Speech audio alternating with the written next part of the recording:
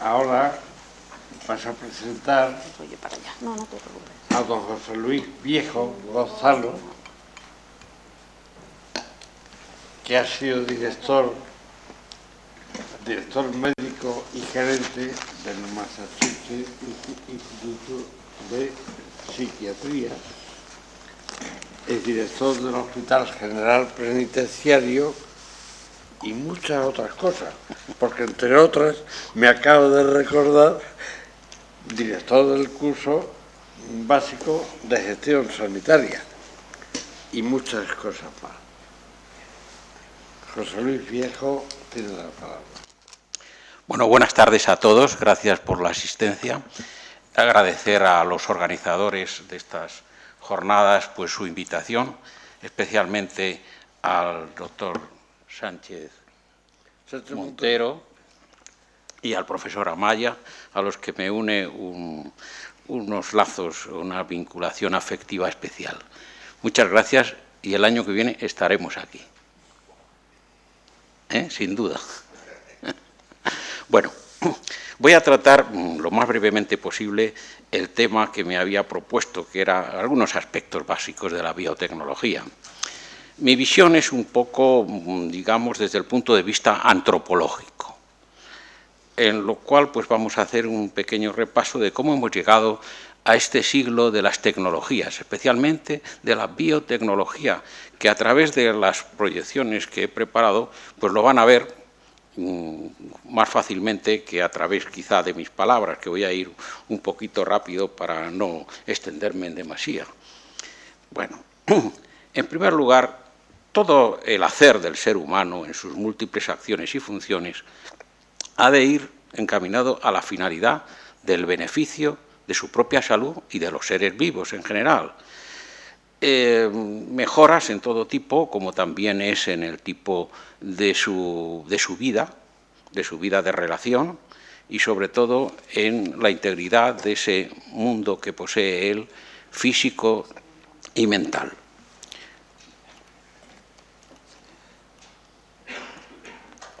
Vamos a ver. Tienes que pinchar. No pasa.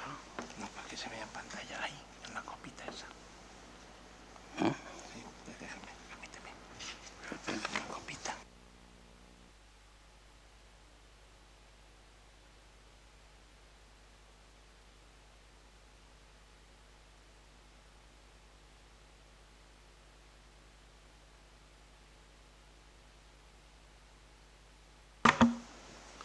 Una pequeña proyección que sintetiza las acciones del hombre, los beneficios que ha de tener encaminados a su propia vida y la comprensión del funcionamiento del organismo y la mente, que es lo fundamental, así como la convivencia con el resto de los seres de la naturaleza, no solo los seres humanos, sino también los otros, de las otras especies. Desde el punto de vista pues, histórico de la productividad, el profesor Toffler ha hecho una serie de publicaciones muy interesantes ya a finales de los años 70, un hombre muy documentado que estuvo en la Casa Blanca como periodista y gran informador, y yo conocí sus obras a principios de los 80. Bien, pues en una de sus obras, que es La tercera ola, que ahora les recomendaré una serie de lecturas interesantes, hace una visión de la historia del hombre con respecto a su producción dividido en olas. Él habla de una primera ola, que es la ola agrícola, una ola artesanal, que se propició o se inició hace unos 10.000 años. Una segunda ola es la segunda ola industrial o la revolución industrial, que comenzó hace unos 300 años y convulsionó la vida del hombre. Ya veremos hasta qué punto, ¿no? Y luego una tercera ola que comenzó a finales del siglo XX y que se está desarrollando en este siglo XXI, un siglo que podemos denominar el siglo de las tecnologías y muy especialmente de las biotecnologías. Los cambios que se produjeron a finales de la segunda ola fueron los que propiciaron la inducción a esta tercera ola tecnológica. Hubo unos beneficios y desarrollos en la producción, unos cambios de energías, unos cambios sociales y familiares muy importantes a nivel mundial, aspectos también de cambios políticos y de cambios económicos que matizan nuestra era. Hasta el punto de que dice que para que el hombre sobreviva en esta era de las tecnologías, ha de tener una doble actividad, ser por un lado productor y por otro lado consumidor. Simplemente estar en uno de los dos lados no es suficiente para sobrevivir. Algo tenemos que producir y también que consumir. Por eso acuñó esta denominación de prosumidor, de consumidor y de productor, prosumidor. Los cambios al finalizar de esta segunda ola que hemos comentado, pues indudablemente hubo unos beneficios y desarrollo en la producción, unos cambios en las energías que hemos utilizado, también una proyección en los cambios sociales muy importantes y hasta familiares, en la constitución de las familias, que es la base de la sociedad, en los aspectos políticos y en los aspectos económicos que están siempre implicados. La economía y la política caminan de la mano. Ojalá fueran por el mejor camino.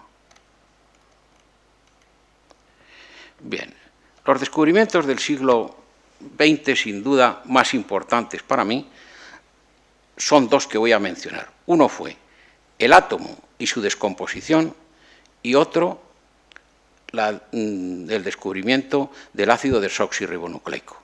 El primero de ellos, el átomo y su descomposición, lo mencionamos ahí, con las partículas fundamentales, los quark arriba, los quark abajo, el electrón y el neutrino electrónico, y la constitución de las primeras familias de la materia, con los fermiones integrantes de la materia y los bosones mediadores de las fuerzas entre los fermiones, sobre todo los bosones, como este año hemos estado pues con esa primicia del bosón de Higgs, que fue el que pues decidió en nuestra naturaleza la creación de la masa. Entonces lo denominaron, yo creo que demasiado como bosón de Dios o algo así, lo denominaron, ¿no? Pero vamos, me parece excesivo. Bien, las interacciones más conocidas que conocemos en nuestro mundo son las electromagnéticas, las fuerzas nucleares débil y fuerte y la gravedad. Con todo eso se mantiene el equilibrio que nosotros conocemos, el equilibrio de la materia y el equilibrio de nosotros en este mundo. Otro de los descubrimientos que he mencionado es el descubrimiento del ADN, el ácido desoxirribonucleico. Les recomiendo estos dos libros de divulgación, fáciles de conseguir, que son La doble hélice y El gen egoísta, y comprenderán muy bien cómo está integrado el ácido desoxirribonucleico, que además fue un descubrimiento de Watson, que fue premio Nobel en 1962, y el gen egoísta, muy interesante desde el punto de vista sociológico, porque nos va a hacer comprender cómo los seres, no solo el hombre, sino todos los seres de la naturaleza, funcionan con este gen, que además ha sido el precursor de que sigan existiendo a través del tiempo. Ya lo veremos un poquito más adelante. El genoma humano. El genoma humano, pues ahí lo menciono, está formado por 3.000 millones de moléculas. Ha sido quizá uno de los adelantos fundamentales de finales del siglo XX para el estudio en el siglo XXI, que es lo que estamos haciendo, ¿no? Y el descubrimiento de los genes que integran estos ácidos nucleicos, que son los que nos dan las diferencias entre los distintos seres, entre las distintas especies, a través de los cromosomas.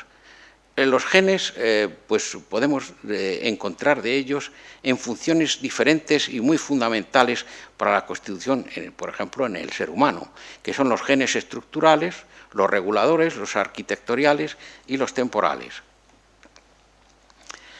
La cibernética, que es una ciencia que debemos mencionar, indudablemente estudia cómo se comportan y se transmiten los mecanismos en los seres vivos, pero otra segunda acepción de la cibernética es la construcción de sistemas electrónicos y mecánicos a partir de su comparación con sistemas de comunicación y regulación automática de los seres vivos. Es decir, cómo los seres vivos nos han dado unos modelos muy específicos de comunicación y funcionamiento y cómo nosotros estamos aprendiendo para realizar descubrimientos y mecanismos en nuestra era. El ser humano ha intentado buscar una teoría unificadora para todo esto, algo que seguimos empeñados en ello, pero difícil de conseguir, ¿no? Para organizar, pues, todo nuestro mundo y, sobre todo, en sus aplicaciones económicas y sociales. Los efectos de este cambio que se está produciendo tan rápido, pues, son varios y sus orígenes son la transitoriedad, la novedad y la diversidad, pero sobre todo la aceleración, hasta el punto de que nos lleva a un shock. Uno de los títulos de Adler es el shock del futuro que escribió en aquellos años, y es lo que estamos viviendo ahora, ese cambio tan rápido, esa necesidad de adaptación tan rápida, es muy difícil para el ser humano, tanto físico como mentalmente.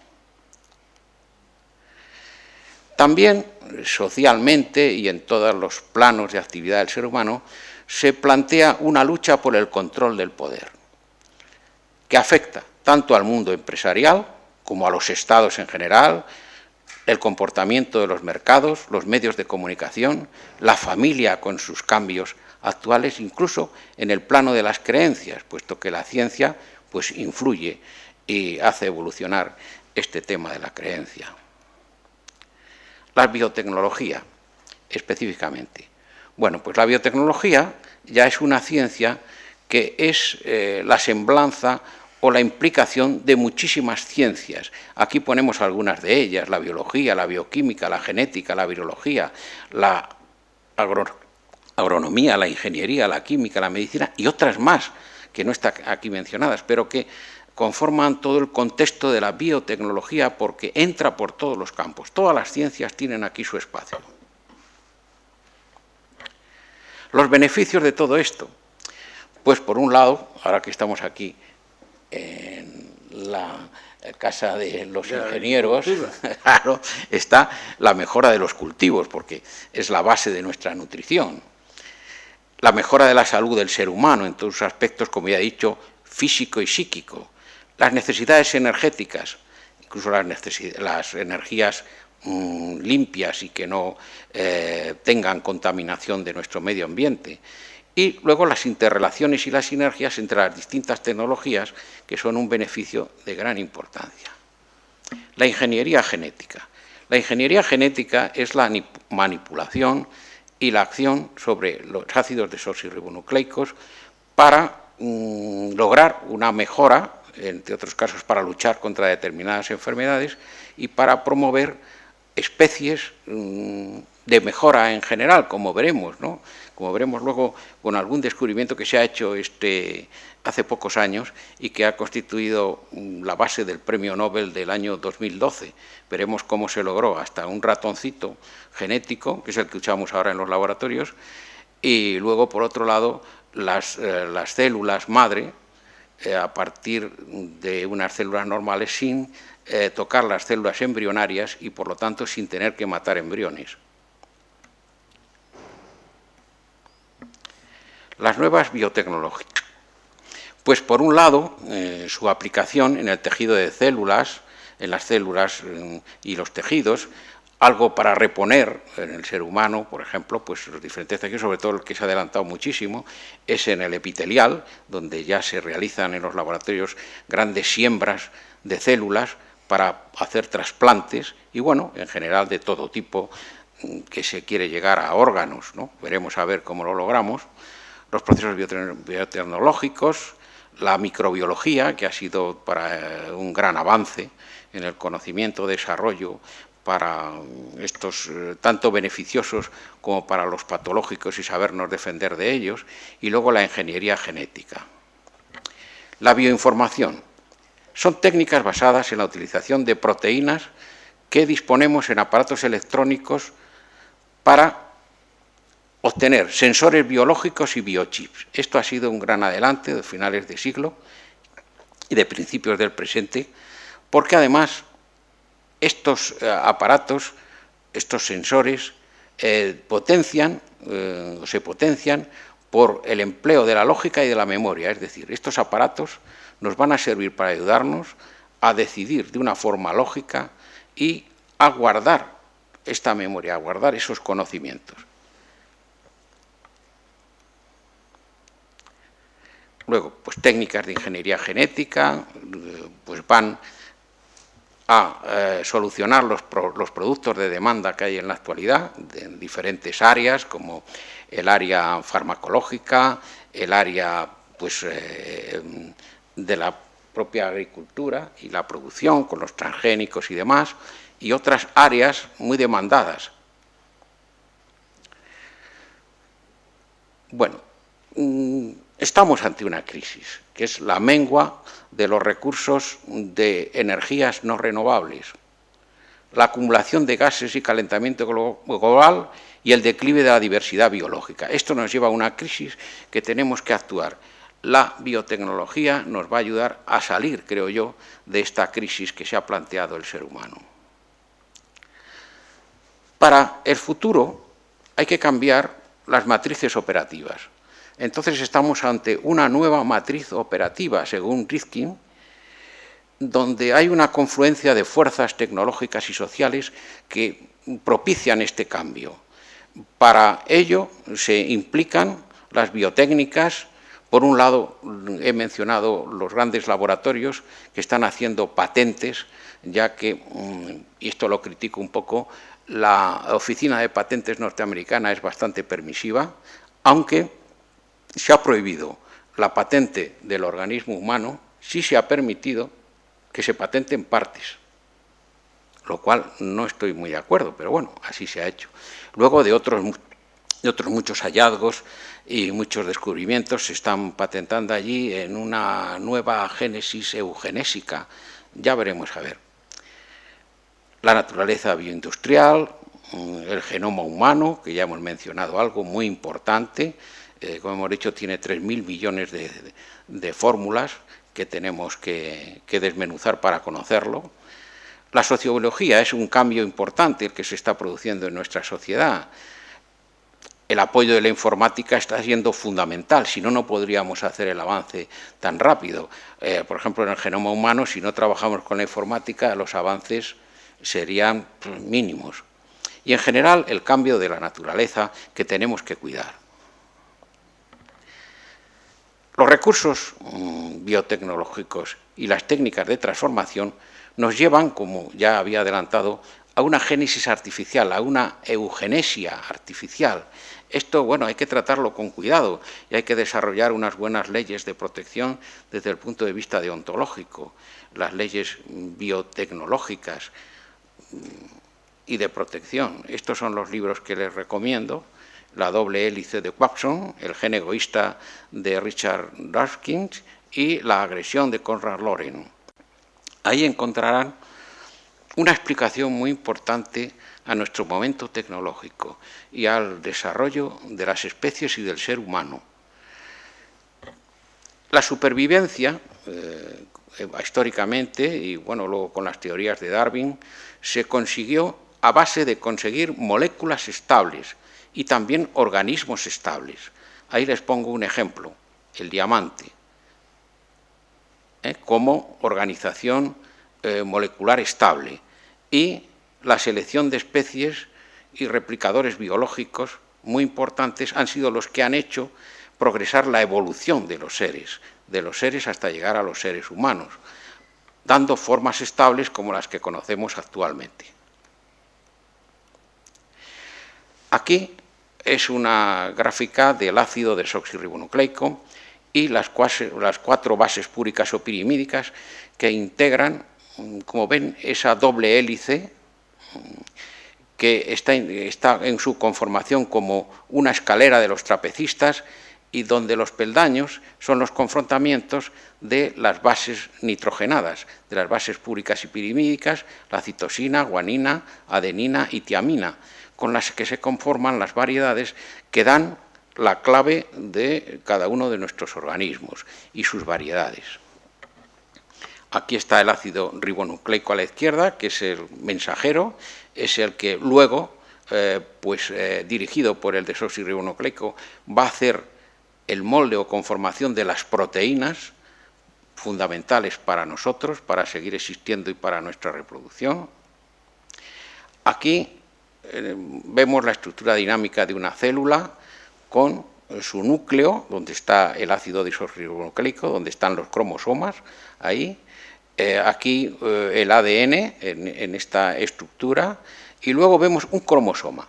Las especies tienen cada una un número distinto de cromosomas. El ser humano tiene 46 cromosomas divididos en 22 pares llamados homocromosomas y un par, el 23, heterocromosoma, que es el que determina el sexo en la especie humana.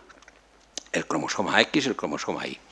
Hay partes importantes dentro del cromosoma, que es lo que estamos estudiando ahora en la biotecnología.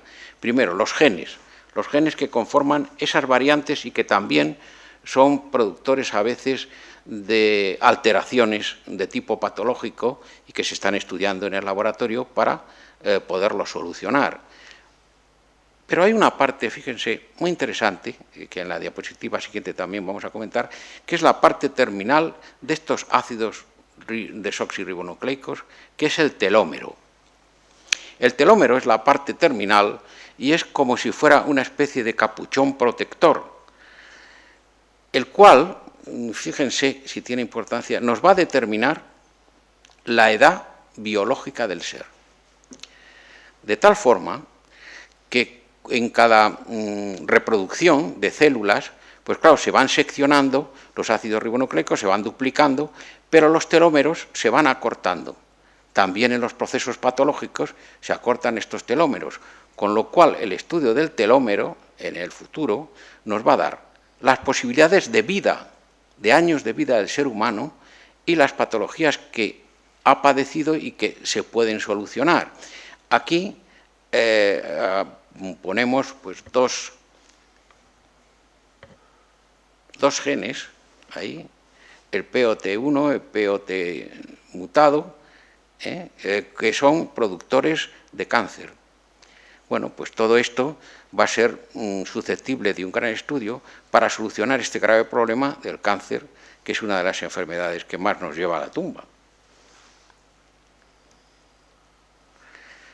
El término este de la algenia es un término que acuñó el profesor Ledenberg de la Universidad de Rockefeller y es en sí cambiar la esencia de una cosa viva. Y es lo que estamos haciendo en los laboratorios. Veremos a ver hasta dónde llegamos. Necesitamos la ingeniería genética para ese cambio en los organismos vivos y ir logrando un organismo perfecto, que es la meta o el objetivo, el organismo perfecto. Aquí están los dos premios Nobel que les decía del año pasado.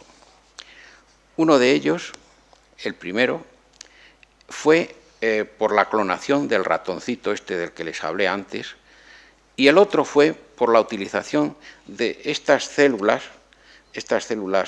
madre, sin tener que tocar las células embrionarias, lo cual nos abre pues toda una área de terapéutica y de regeneración de los tejidos. La biotecnología en la agricultura, ya que estamos en esta casa, pues hablemos un poquito de ella, porque es importante. Entre ellos, los transgénicos que tantas críticas han tenido. Bueno, pues hasta el momento yo les digo que todavía no se han mencionado que produzcan patologías en el ser humano. Sin embargo, han aumentado la productividad y han adelantado, pues en general, todas las siembras de todo tipo de alimentos donde se están usando. Los transgénicos, que es lo que les menciono, y luego una serie de compañías que son multinacionales, que son las que están copando todas las patentes a todos los niveles que se están realizando en genética. Eso es el problema, lo de las patentes. Claro, pero fíjese, existen como 8 o 10 multinacionales que tienen copadas todas las patentes, de tal forma que si nosotros queremos hacer algo, les tenemos que pagar con royalties, porque nos lo tienen vedado. Claro, a mí esto... Nunca la naturaleza requirió patente. Claro, pero por eso criticaba a la Oficina de Patentes norteamericana, que se lo dio. Y ahora mismo, pues cada vez que hacen un estudio en el laboratorio con el cambio de unos genes, lo patentan. Y muchas veces están trabajando sobre un material ya existente, no es un material nuevo. Están trabajando sobre células ya existentes. ¿Cómo se puede patentar eso? ¿Por qué luego ya no se deja trabajar en ese campo? Bueno, pues nada, será motivo de discusiones. Luego, los peligros, claro, que todo esto tiene. Bien es verdad que nuestra deontología y nuestra ética y bioética debe ir encaminada a un beneficio, pero es que también se está propiciando el que se utilice mal. Se utilice, por ejemplo, para las armas biológicas, para el armamento militar, y esto pues habría que, no sé, las organizaciones internacionales tenerlo muy en cuenta y actuar en consecuencia. Luego, pues el peligro de realizar en el laboratorio por ingeniería genética virus, bacterias, hongos, que pueden ser altamente patógenos, la polución genética en el mundo, la creación de pandemias mortales con destrucción masiva de plantas, animales y vidas humanas, el empleo de organismos vivos y agentes biológicos que pueden mutar, diseminarse, transmitirse por el viento, por el agua, por los insectos, los animales, incluso de persona a persona. Claro, fíjense lo peligroso que esto es. Claro, el que haya creado este tipo de agentes se habrá preocupado de tener una solución terapéutica. Eso es un suponer. Ya, pero es que si no se puede volver contra ellos. Es decir, que sí, quieres matar al que te estorba, pero ten cuidado que lo que estás construyendo a lo mejor te mata a ti. Las armas del ADN recombinante de diseño, esto es fundamental en los laboratorios y en la construcción de todo esto. Y luego, el último punto de peligro, la clonación de las toxinas. Y nada más, perdónenme por el tiempo que les he entretenido, he procurado llevarles un pequeño mensaje en una visión muy rápida sobre este tema que es amplísimo, pero bueno, ya seguiremos en otras oportunidades hablando un poco más. Gracias a ustedes.